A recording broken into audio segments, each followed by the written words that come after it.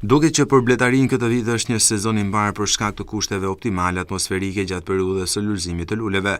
Bletari Adhurim Qorri nga fshati Sopoti i Bulqizës thotë se ndryshe nga viti i kaluar ku prodhimi ishte thuajse minimal, këtë vit është ndryshe. Sipas bletarit Qorri, vetë zona është e pastër pasi nuk përdoren shumë pesticide në kulturat bujqësore. Prodhimi i mjaltit për bletarin Adhurim Qorri nuk mbetet pa shitur sepse klientët e kanë rezervuar disa muaj më parë. Ai ka vendosur bletën afër banesës dhe nuk e ka shëtitëse si disa bletarë të tjerë që e dërgojnë në zona të ndryshme për të mbledhur nektar. Merremi me bletet i kena bio, prodhojmë mjaltin bio. Kemi prodhim të mirë më mirë nga vjet. Mjaltin e shesim nëpër njerëzit tanë, na e marrin tek shtëpia. Në vitin e kaluar janë shumë më mirë. Në vitin e kaluar. Jo, nuk s'përkasin shumë në fshatin tonë, vetëm 2 veta janë.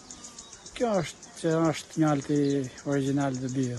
Veç bletarisë Adhurim Qorri thotë se ai dhe familja e tij merren edhe me bujqësi ku kultivojnë kultura të ndryshme bujqësore që më pas prodhimet i shesin në treg.